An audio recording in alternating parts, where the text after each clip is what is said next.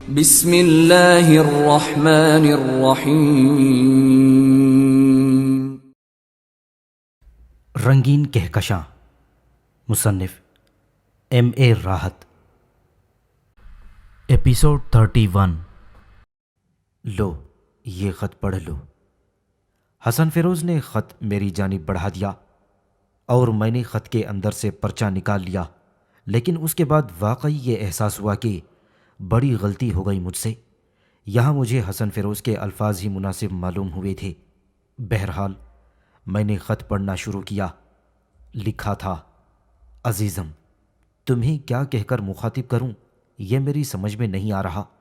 انسان کی فطرت میں کچھ کمزوریاں ہوتی ہیں اور ان کمزوریوں کا کوئی پس منظر بھی ہوتا ہے، چنانچہ میرا وقار، میری حیثیت اور میرا مرتبہ تمہیں وہ کہہ کر مخاطب کرنے کی اجازت نہیں دیتا جو میرے ذہن میں تمہارے لیے آ سکتا ہے۔ اس لیے صرف انہی الفاظ پر گزارا کر کے میں تمہیں مخاطب کر رہی ہوں۔ تم بالکل صحیح کر رہے ہو۔ انسان اگر فرشتہ بننے کی کوشش کرے تو یہ اس کے لیے ممکن نہیں۔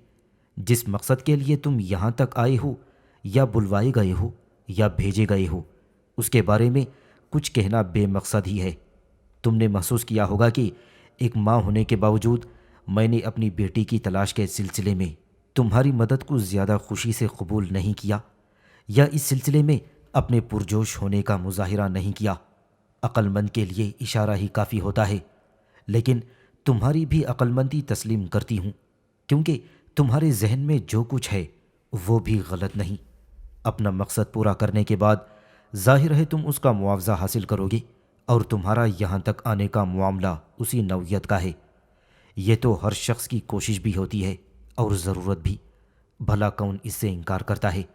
میں بھی نہیں کرتی، لیکن بعض معاملات میں کسی سے تعاون کرنا کبھی کبھی مجبوری بن جاتی ہے، اور ان مجبوریوں کی بھی اقسام ہوتی ہیں۔ سامعین سے گزارش کی جاتی ہے کہ ہمارے دونوں چینلز کے پلیٹ فارم سے جتنی بھی آڈیو بکس کی ریکارڈنگ کمپلیٹ ہو چکی ہے اسے خود بھی سنیں اور زیادہ سے زیادہ شیئر کرنے کی کوشش کریں، اور ہمارے سوشل میڈیا پلیٹ فارم کے لنکس ڈسکرپشن میں دیے گئے ہیں۔ ہمیں سبسکرائب اور فالو ضرور کریں تاکہ آپ کو ضروری اپڈیٹس ملتے رہیں، اور ہماری ٹیم کی فنانشیل سپورٹ کے لیے پیٹریون کی لنک ضرور چیک کریں۔ جزاک اللہ۔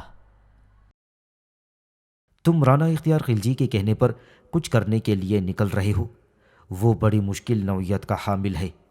اصل میں ساری تفصیلات تو میرے علم میں نہیں ہیں، لیکن کچھ ایسی الجھنیں ہیں جن کی بنا پر میں اتنا تو ضرور جانتی ہوں کہ ثانیہ کو حاصل کرنا ذرا مشکل کام ہے۔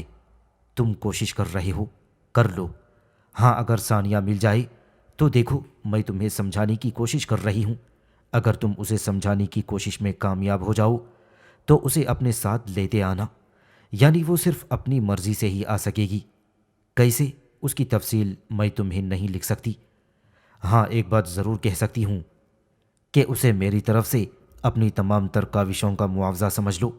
وہ یہ کہ اگر ثانیہ کو سمجھانے کی کوشش میں ناکام رہے اور وہ نہ سمجھے تو پھر خود کوئی کوشش کر کے اپنی زندگی نہ کھو دینا، اور خاموشی سے اپنے آپ کو بچا کر وہاں سے نکل آنا، اور یہ تمہارے حق میں نہایت بہتر رہے گا۔ اور اس مشورے کو میری طرف سے اپنے لیے مشورہ سمجھ لو۔ خدا کرے تم عقل سے کام لے کر یہ خط اس وقت سے پہلے کھول لو جب تم پر کوئی مشکل پڑے۔ بس اس سے زیادہ تم جیسے خوبصورت اور شاندار نوجوان کی میں کوئی مدد نہیں کر سکتی۔ یہ تحریر اس لیے میری ہے کہ یہ خط میں نے تمہیں اپنے ہاتھوں سے دیا ہے، لیکن اگر تم اسے میرے خلاف استعمال کرنا چاہو تو تم یقین کرو کہ میری اس پوری رہائش گاہ میں تمہیں ایک بھی شخص ایسا نہیں ملے گا جس کی تم یہ تحریر ثابت کر سکو اور یہ کہہ سکو کہ یہ میں نے تمہیں لکھوایا ہے۔ سمجھ رہے ہو نا تم؟ اگر اس سے بڑا ایثار، اس سے بڑا کوئی احسان کسی نے تمہارے اوپر کیا ہو تو تمام حالات سے واقف ہونے کے بعد مجھے اس کے بارے میں ضرور بتا دینا۔ میرے خیال میں تمہاری سب سے بڑی ہمدرد میں ہی نکلوں گی۔ نام لکھنے کا کیا سوال پیدا ہوتا ہے؟ یہ اس خط کی تحریر تھی، اور صحیح معنوں میں اس نے مجھے ہلا کر رکھ دیا تھا۔ بات بالکل سمجھ نہیں آئی تھی۔ بے شک خط میرے لیے تھا، اور جس شخصیت نے لکھا تھا اس کا سوچنا بھی غلط تھا۔ بھلا کسی پراسرار تحریر کو نہ پڑھنا کیا معنی رکھتا ہے، خاص طور پر ایسی شکل میں جب اسے عجیب و غریب انداز میں کسی کے حوالے کیا گیا ہو؟ میں ہونق نگاہوں سے حسن فیروز کو دیکھنے لگا۔ حسن فیروز لاپرواہی سے سامنے والی دیوار کو تک رہا تھا۔ پھر کچھ لمحے تک خاموش رہنے کے بعد اس نے کہا، جی جناب، کیا فرماتے ہیں اس سلسلے میں؟ یار، بڑا مسئلہ بن گیا ہے۔ میں نے تو پہلے ہی کہا تھا کہ یہ دادا جان جو ہے نا، بڑی غلط شخصیت کے مالک ہیں، کسی بھی وقت کوئی بڑا نقصان پہنچا سکتے ہیں۔ ان کے فریب میں آنا بس سمجھ لو اپنی جان کو کھو دینے کے مترادف ہے۔ رانا اختیار خلجی اچھی خاصی رقم دے رہا تھا، اسے وصول کرتے اور بس یہاں سے نکل چلتے زندگی گزارنے کے لیے۔ اب تمہیں اس کا شوق نہیں ہے تو میں کیا کر سکتا ہوں؟ میں سنجیدگی سے اس کی صورت دیکھنے لگا۔ پھر میں نے کہا، ہاں حسن فیروز، مجھے واقعی اس کا شوق نہیں ہے۔ میں بے شک اپنی حیثیت سے کئی ہزار گنا اچھی زندگی گزار رہا ہوں۔ ارے میں تو سڑکوں کی کھدائی کرنے کے لیے یہاں پہنچا تھا، تم لوگوں نے مجھے عزت و آبرو کی زندگی دی۔ میں تو ہر قیمت پر تم سے وفاداری قائم رکھنا چاہتا ہوں، چاہے وہ تم ہو حسن فیروز۔ میں تمہارے بھی کسی مفاد کے خلاف کام نہیں کر سکتا، اور معاف کرنا، حویلی میں جو کوئی بھی موجود ہے، یہاں تک کہ وہ خاتون بھی جن کے ہاتھوں تمہیں تکلیف اٹھانا پڑی ہے، صرف اس رشتے سے میں اس کا احترام کروں گا کہ وہ دادا جان کے بیٹے کی بیوی ہے۔ جذباتی ہو گئے، کمال ہے یار۔ اچھا میرے بھائی، ٹھیک ہے، اس وقت تھوڑی دیر کے لیے انچارج تم ہو۔ اس عہدے کے یہ چند لمحات دوستی کے حوالے سے تمہارے سپرد کیے، اب یہ تو بتاؤ کرنا کیا ہے؟ حسن فیروز نے کہا۔ میں اسے گھور رہا تھا، لیکن آہستہ آہستہ میں نے خود کو نارمل کر لیا اور اس کے بعد کہا، صرف وہ کرنا ہے جس سے حقیقت حال معلوم ہو سکے، اور اس کے لیے میرا خیال ہے کہ تم نے کام کر لیا ہے۔ کیا؟ حسن فیروز نے آنکھیں پھاڑ کر مجھے دیکھا۔ ہاں، تم نے صحیح کام دکھا دیا ہے۔ اچھا، میں بھی کوئی کام دکھا سکتا ہوں؟ دکھا سکتے ہو کیا؟ دکھا تو دیا ہے۔ تو بتا دو نا پیارے بھائی جان، عشق کرنے کے کتنے گر آتے ہیں تمہیں؟ خدا کی قسم، ایک بھی نہیں۔ آج تک کسی کو متاثر کرنے میں کامیاب نہیں ہو سکا۔ اگر کسی کو خود ہی مجھ سے کوئی غرض ہوئی تو اسے تھوڑی سی گھاس کھلا دی اور اس کے بعد گھاس کی ٹوکری اٹھا کر لے گیا۔ حالانکہ زندگی بھر کوششیں کی، مگر بعد میں یہی محسوس کیا کہ یار، اپنی یہ بوتھی ہے نا، یہ اس قابل نہیں ہے۔ خیر، اب ایسا بھی نہیں، ڈرامہ کر رہے ہو میرے سامنے؟ میں نے کہا، نہیں کر رہا۔ اچھا تو یہ بتاؤ، محترمہ رافیہ کس پائی کی خاتون ہے؟ 2 پائی کی خاتون؟ میرا مطلب ہے 2 پاؤں ہیں ان کے۔ کتنی چالاک ہیں! میرا خیال ہے بہت زیادہ۔ تم نے جو ان کی یہ قربت حاصل کی ہے، اس میں تمہارے اپنے خیال کے مطابق کتنے فیصد کامیابی ہوئی ہے؟ ایک بات بتاؤں تمہیں، یہ قربت میں نے نہیں حاصل کی، بلکہ وہی 420 کر رہی ہے۔ اب اس خط کے حوالے سے تمہیں بھی اس بات پر شبہ نہیں ہونا چاہیے کہ بی بی جان پیچھے لگی ہوئی آئی ہیں اور شاید اپنی بہن کی بھیجی ہوئی ہیں، لیکن اس سلسلے میں کچھ پراسرار شواہد بڑی اہمیت کے حامل ہیں۔ مثلاً؟ میں نے پوچھا۔ مثلاً یہ کہ رحمان شاہ کا اس سلسلے میں کیا کردار ہے، کیونکہ بنیادی طور پر یہ بات یہیں سے خراب ہوتی ہے۔ رحمان شاہ اس معاملے میں ذرا گڑبڑ آدمی معلوم ہوتا ہے۔ بظاہر ایک اچھی شخصیت کا مالک ہے، لیکن میں اس کی بات کاٹ کر بول پڑا، تمہیں یہ معلوم تو ہو چکا ہے، یعنی میں بتا چکا ہوں کہ رحمان شاہ کا رابطہ کچھ لوگوں سے ہے۔ وہ لوگ رحمان شاہ کو اس کے عہدے اور اس کے منصب پر فائز کرنے کے لیے درختوں اور جنگلوں کی نگہداشت کرتے ہیں، اور رحمان شاہ کی سرکاری ڈیوٹی یہی ہے۔ اس کے علاوہ رحمان شاہ انہیں راستے دیتا ہے اور سرکاری طور پر یہاں کے حالات کو پرسکون قرار دیتا ہے تاکہ وہ لوگ بھی اپنا کام کرتے رہیں۔ پوست وادی کا بہت سا کاروبار اسی انداز میں چل رہا ہے اور کام بخوبی ہو رہا ہے، لیکن مجموعی طور پر رحمان شاہ کا تاثر برا نہیں ہے، یعنی خود اس نے پوسٹ کا کاروبار شروع کر دیا، بس یہ ذرا عجیب معاملہ ہے۔ اور تم یہ بھی بتا چکے ہو کہ تاوان وغیرہ کی کوئی رقم ادا نہیں کی گئی، اور باقی سارے معاملات بھی؟ ہاں بالکل۔ تو ہو سکتا ہے رحمان شاہ کو اس بارے میں معلومات حاصل ہوں؟ حسن فیروز نے پوچھا۔ اس بات کے امکانات ہیں۔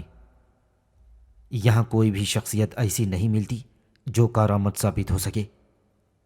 نہیں، ایک شخصیت ہے، میں نے کہا۔ اور وہ کون؟ وہ چونک کر بولا۔ رافیہ، میں نے جواب دیا، اور وہ اچھل پڑا۔ ارے باپ رے باپ، اس نے بوکھلائی ہوئی آواز میں کہا۔ مگر کیوں؟ تو تمہارا مطلب ہے کہ… ہاں، میرا یہی مطلب ہے۔ مگر کیسے؟ وہی تو میں تم سے پوچھ رہا تھا کہ کس ڈگری تک عشق کر سکتے ہو؟ بھائی، اس عشق کے سلسلے میں تو میٹرک پاس بھی نہیں ہے، تم پتہ نہیں کہاں تک کی بات کر رہے ہو۔ تو کوشش تو کرو، استادی کر لو۔ کیا مطلب؟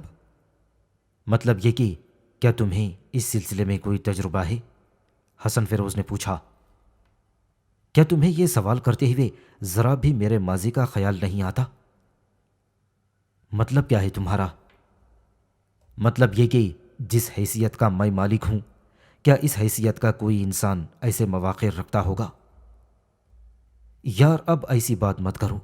پہاڑوں کی حسین وادیوں میں محبت کے ایسے ایسے حسین پھول کھلتے ہیں جن کی داستانیں تاریخ کا حصہ بن جاتی ہیں، اور پھر تم ایک خوبصورت آدمی ہو۔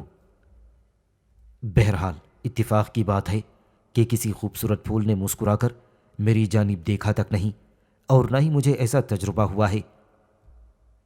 خیر، تمہارا مطلب یہ ہے کہ رافیہ ہمارے لیے کارآمد ثابت ہو سکتی ہے؟ بالکل، 100%۔ اور وہ کیسے؟ اس کے ساتھ رابطے بڑھاؤ اور اس سے معلومات حاصل کرو۔ چلو ٹھیک ہے، اگر تم کہتے ہو تو ایسا کر لیتے ہیں۔ بس فی الحال ہمارے پاس یہی ایک ذریعہ ہے، اگر اس میں کامیاب نہ ہو سکے تو کچھ اور دیکھیں گے، میں نے کہا، اور پھر بولا، اور اب واپسی کا پروگرام بناؤ، کہیں ایسا نہ ہو کہ مجھے میری ڈیوٹی سے غیر حاضر سمجھ لیا جائے اور نوکری سے نکال دیا جائے۔ چلو کسی کی پھوکڑی میں کھوڑا ہو سکتا ہے، حسن فیروز نے کہا، اور اس کے بعد ہم واپس چل پڑے۔ یہ بالکل اتفاق کی بات ہے کہ جب میں اور حسن فیروز گھوڑوں پر سوار کوٹھی کے اندر داخل ہو رہے تھے تو رحمان شاہ بالکل سامنے ہی رائفل تانے کھڑا ہوا تھا۔ اس نے ہم دونوں کو دیکھا، خاموش رہ کر ہمیں دیکھتا رہا۔ ایک لمحے کے لیے ذرا کچھ خوف سا دل میں بیدار ہو گیا تھا، لیکن پھر رحمان شاہ کے ہونٹوں پر مسکراہٹ دیکھ کر جان میں جان آئی اور ہم لوگ گھوڑے سے اتر گئے۔ رحمان شاہ نے مسکرا کر میری جانب دیکھا اور بولا، گھوڑے کی پیٹھ پر بیٹھ کر آگے بڑھتے ہوئے ایسا لگتا ہے جیسے تم ایک شاندار گھوڑ سوار بھی ہو۔ میں خاموشی سے نیچے اتر گیا تھا۔ ایک ملازم نے آ کر دونوں گھوڑوں کی لگامیں سنبھالی تو رحمان شاہ نے کہا، نہیں، کوئی خاص بات نہیں ہے، لیکن شاید 1 یا 1.5 ہفتے کے بعد ہمیں ایک سفر کرنا ہوگا۔ یہ سفر گھوڑے کے ذریعے کیا جائے گا۔ میرا مطلب ہے میں اور میرے ساتھ چند افراد گھوڑوں پر جائیں گے۔ خسرت خان، تم بھی ہمارے ساتھ ہی رہنا۔ میں یہ سوچ رہا تھا کہ کسی اپنے ساتھ اپنے خاص آدمی کی حیثیت سے رکھوں۔ میری یہ مشکل دور ہو گئی، اب جاؤ آرام کر لو۔ وہ آگے بڑھ گیا۔ ہم دونوں کی جان میں جان آئی تھی، حالانکہ حالات ابھی تک ہمارے موافق تھے اور کوئی ایسی مشکل درپیش نہ ہوئی تھی جو باعث پریشانی ہوتی۔ رحمان شاہ کو مجھ پر کوئی شبہ نہیں ہوا تھا، لیکن اصل مسئلہ یہ نہیں تھا۔ اصل مسئلہ تو یہ تھا کہ ثانیہ خلجی کے بارے میں معلومات کہاں سے حاصل کی جائیں، کیسے پتہ چلے کہ وہ کہاں ہے۔ ابھی تک اس سلسلے میں کوئی مؤثر نشاندہی نہیں ہو سکی تھی، اور میں یہ سوچ رہا تھا کہ ہم زیادہ سے زیادہ کتنا وقت برباد کر سکتے ہیں۔ اصل میں بات تو وہی تھی نا کہ حسن فیروز کو اس سے کوئی دلچسپی نہیں تھی کہ ثانیہ خلجی ملتی ہے یا نہیں، اور بھی باقی کوئی ایسی شخصیت نہیں تھی جو میری رہنمائی کر سکے۔ لیکن وہی ایک مسئلہ درپیش تھا۔ کرنل ہمایوں نے جو کچھ مجھے سکھایا تھا، بس وہ اس کا امتحان چاہتا تھا، اور مجھے واقعی بڑی مشکل درپیش آ رہی تھی۔ ایک چھوٹا سا مسئلہ ہی حل نہیں ہو پا رہا تھا، لیکن یہ اندازہ تو ضرور ہو گیا تھا کہ رحمان شاہ اس سلسلے کی کوئی نہ کوئی کڑی ضرور ہے، اور جہاں تک محترمہ سلمیٰ خلجی کا معاملہ ہے، وہ بھی کوئی اونچی ہی چیز ہے۔ میرے لیے اپنے خط میں انہوں نے جو ہدایت نامہ بھیجا تھا وہ اپنے طور پر بڑی عجیب حیثیت کا حامل تھا، اور اس کے بارے میں غور کرنے کے بعد معاملہ اور زیادہ پیچیدہ ہو جاتا تھا۔ ہاں، حسن فیروز کا جہاں تک معاملہ تھا وہ بڑی سعادت مندی کے ساتھ آگے بڑھ رہا تھا، اور اس کا زیادہ وقت رافیہ کے ساتھ ہی صرف ہوتا۔ اصل میں رافیہ خود بھی سنکی قسم کی لڑکی تھی، اور دنیا بھر کو نظر انداز کر کے وہ حسن فیروز کے ساتھ مصروف تھی۔ میں نے موقع ملنے پر حسن سے پوچھا، یار ایک بات بتاؤ حسن، زبان سنبھال کر بات کرو، یہ یار کیا ہوتا ہے؟ انچارج ہوں میں تمہارا، باس کہہ کر بات کرو۔ اور آج کل تو جو کام میں کر رہا ہوں تم اس کی اہمیت کو نہیں سمجھتے۔ نہ جانے کیسی کیسی مشکلات کے ساتھ اس پری کو شیشے میں اتارنے کی کوشش کرتا ہوں۔ ویسے یار ایک بات بتاؤ، وہ شیشہ کون سا ہوتا ہے جس میں کسی کو اتارا جاتا ہے؟ آج تک لوگ جنات کو بوتل میں بند کر کے چلے آئے ہیں۔ پہلی بات تو یہی میری سمجھ میں نہیں آئی کہ کسی بیچارے جن کو آخر بوتل ہی میں کیوں بند کیا جاتا ہے؟ بھائی بند کرنے کے لیے بہت سی جگہ ہوتی ہیں، یہ بوتل کا ہی انتخاب خاص طور سے کیوں کیا گیا ہے؟ تم سنجیدگی سے میری بات نہیں سنو گے کبھی؟ میں نے پوچھا۔ مسٹر گل مراد، آپ ایک بار پھر پٹری سے اتر رہے ہیں۔ میں کہتا ہوں کہ انچارج میں ہوں، مجھ سے ادب و احترام سے گفتگو کرو۔ دیکھو میں بھی الٹے دماغ کا پہاڑی ہوں، کسی وقت بھی کھوپڑی گھوم گئی تو پھر بلا وجہ ہی چکر پڑ جائے گا۔ کمال ہے یار، اپنی پرسنالٹی ہی ایسی ہے کہ کوئی کم بخت روب میں ہی نہیں آتا۔ کہیے جناب، کیا فرما رہے تھے آپ؟ سب کچھ تو بھلا دیا تم نے مجھے۔ تو پھر یاد جائے کر کے، تو پھر جائیے یاد کر کے آئیے۔ یہ بتاؤ رافیہ سے کیا چکر چل رہا ہے؟ ابے ننگی ننگی باتیں کرتے شرم نہیں آتی؟ حسن فیروز نے مجھے گھورتے ہوئے کہا، اور میں آنکھیں بند کر کے گردن ہلانے لگا۔ نہیں، تم برے آدمی معلوم نہیں ہوتے، یہ بات میں اچھی طرح جانتا ہوں۔ کیا واقعی؟ حسن فیروز خوشی سے آنکھیں نکال کر بولا۔ ہاں بالکل، تمہارے خیالات میرے بارے میں کتنے اچھے ہیں، تم ہو ہی اچھے آدمی۔ جیتے رہو جیتے رہو، کہو مجھ سے کوئی کام ہے؟ یہ بتاؤ رافیہ کو کس حد تک کھولنے میں کامیاب ہو سکے؟ پھر سے وہی بات، حسن فیروز نے کہا۔ ابے اس سے کیا معلوم کر چکے ہو اب تک، یہ پوچھ رہا ہوں۔ آہستہ آہستہ بولو۔ ویسے میں تمہیں بتاؤں، کوئی چکر ضرور ہے کہ محترمہ ہمارے پیچھے ہی پیچھے لگی ہوئی ہیں اور یہاں پہنچ گئی، اور پھر وہ سلمہ خلجی، یار غضب کی ہیں دونوں بہنیں۔ ویسے جہاں تک میرا خیال ہے، اگر ذرا صحیح طریقے سے معلومات کرائی جائیں تو یقینی طور پر ان محترمہ رافیہ خلجی، یعنی میرا مطلب ہے رافیہ کی پھوکڑی میں بھی کوئی نہ کوئی چھوٹا موٹا کھوڑا ضرور نکل آئے گا۔ وہ کیوں؟ بس عجیب و غریب انداز کی لڑکی ہے، چلتے چلتے پٹری سے اتر جاتی ہے۔ تم سے عشق کر رہی ہے؟ میں نے پوچھا۔ میں نے کہا نہیں کر رہی، یہی تو تعجب کی بات ہے۔ تو پھر کیوں جھک مار رہی ہے تمہارے ساتھ؟ کہتی ہے میری بہترین دوست ہے بس۔ اور تم کیا کہتے ہو؟ میں نے پوچھا۔ میرا خیال ہے 29 بار اظہار عشق کر چکا ہوں۔ اس وقت اس کے کان میں کھجلی ہونے لگ جاتی ہے اور وہ صرف بیٹھی کان کھجانے لگتی ہے، اور جب میں پوری داستان ختم کرتا ہوں تو کہتی ہے کہ کیا کہہ رہے تھے؟ بس یہی چل رہا ہے آج تک۔ حسن فیروز غیر سنجیدہ آدمی تھا، اور میں جانتا تھا کہ اس سلسلے میں وہ کوئی بہت بڑا کارنامہ سر انجام نہیں دے سکے گا۔ بہرحال ذہن الجھا ہوا تھا۔ پھر غالباً چوتھے ہی دن کی بات ہے کہ ایک ملازم نے مجھے آ کر اطلاع دی کہ شاہ صاحب بلاتے ہیں۔ رحمان شاہ اور اس کے اہل خانہ کے بارے میں نے یہ اندازہ لگا لیا تھا کہ صاف ستھرے لوگ ہیں، پڑھے لکھے ہیں، ذہنی طور پر کشادہ ہیں، یہاں موجود لوگوں کے ساتھ اچھا سلوک کرتے ہیں۔ ویسے بدر جلال نے رحمان شاہ کے بارے میں مجھے جو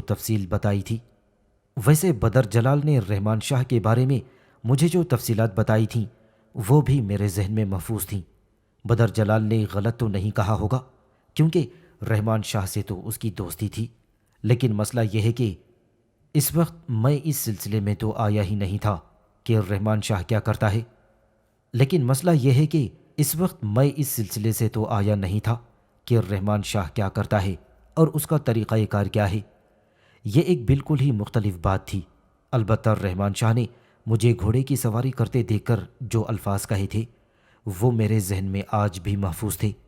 اپنے خاص آدمیوں میں شامل کرنے کا مطلب یہ تھا کہ ممکن ہے وہ مجھے اپنے پرائیویٹ کام کے لیے آمادہ کرنا چاہتا ہو۔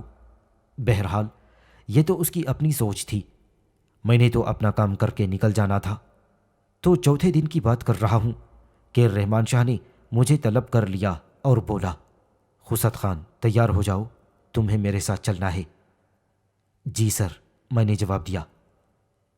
بس میں تم سے یہی کہنے والا تھا کہ اب سے 1 گھنٹے بعد ہم لوگ روانہ ہو جائیں گے، اور خصوصاً میں نے یہ فیصلہ کیا ہے کہ اب تمہیں اپنے ساتھ استعمال کروں گا۔ جی سر، میں نے جواب دیا۔ بس جاؤ، واپسی میں کچھ وقت بھی لگ سکتا ہے، ویسے بھی تمہاری فیملی تو یہاں موجود نہیں ہے۔ میں نے کوئی جواب نہیں دیا۔ میری فیملی میں اس وقت حسن فیروز کے علاوہ اور کوئی نہیں تھا۔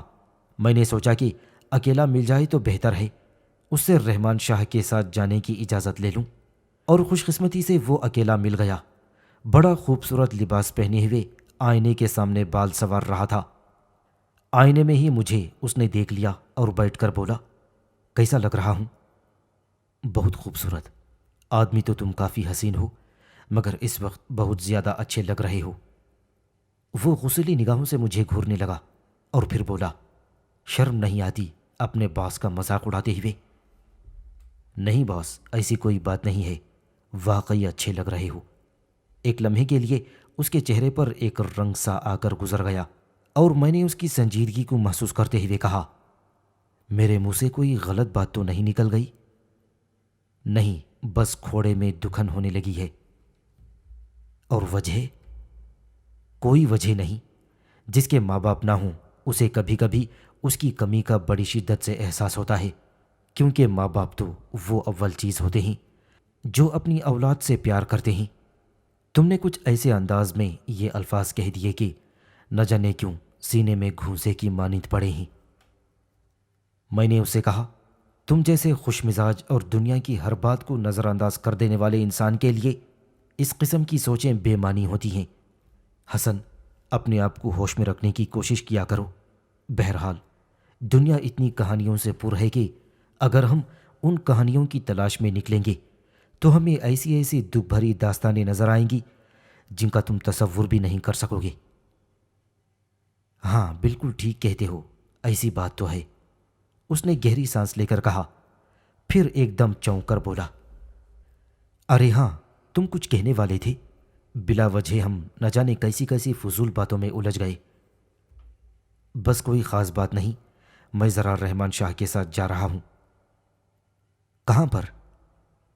اس دن انہوں نے کہا تھا نا کہ ہمیں گھوڑے کی سواری کرتے ہوئے دیکھ کر۔ مگر کہاں جا رہے ہو؟ یہ ابھی تک میرے علم میں نہیں ہے۔ حسن فیروز کچھ دیر تک سوچتا رہا اور پھر اس نے کہا، ایسا کرتے ہیں گل مراد، ایک وقت کا تعین کر لیتے ہیں، مثلاً 15 دن۔ ابھی ہم یہاں 2 ہفتے اور صرف کر لیتے ہیں۔ اگر ان 2 ہفتوں میں کوئی کام کی بات معلوم ہو جاتی ہے تو ٹھیک ہے، ورنہ اپنی ناکامی کا اعلان کر کے یہاں سے نکل چلیں گے۔ کسی بھی جگہ حد سے زیادہ قیام کرنا ویسے بھی مناسب معلوم نہیں ہوتا، اور پھر کچھ عرصے کے بعد بوریت تو ہونے لگتی ہے۔ میں نے چونک کر حسن کو دیکھا اور کہنے لگا، اور رافیہ کا کیا ہوگا؟ کیا مطلب؟ مطلب یہ کہ اب تو وہ عشق کے راستے پر آہستہ آہستہ آگے چل رہی ہے۔ اس پر حسن فیروز نے کہا، نہیں یار، اب اتنا برا انسان بھی مت سمجھو، بس یہ سمجھو کہ ذہن میں جو زخم پک رہے ہیں ان کا علاج کروانا چاہتا ہوں، اور آہستہ آہستہ شاید یہ زخم ٹھیک بھی ہو جائیں۔ الٹے سیدھے مرہم کھاتا رہتا ہوں، بس اس سے آگے مجھ سے اس بارے میں کچھ مت پوچھنا۔ میں باہر آ گیا۔ بھلا مجھے کیا تیاریاں کرنا تھیں؟ وہی دیہاتی قسم کا لباس اور وہی انداز اختیار کر لیا جو کسی پہاڑی ملازم کا ہو سکتا ہے، اور پھر رحمان شاہ کے ساتھ گھوڑے پر بیٹھ کر چل پڑا۔ رحمان شاہ نے اپنے ساتھ بہت سی چیزیں لے رکھی تھیں جن کا آدھا وزن میرے گھوڑے کی پشت پر تھا۔ ہم دونوں چل پڑے۔ رحمان شاہ نے مجھے یہ نہیں بتایا تھا کہ وہ کہاں جا رہا ہے۔ راستہ جنگلوں کے درمیان سے گزر رہا تھا۔ مجھے رائفل دے دی گئی تھی اور اس کے ساتھ ہی کارتوسوں کی پیٹی بھی، اور خود رحمان شاہ نے بھی اپنے ساتھ ایک رائفل رکھی تھی۔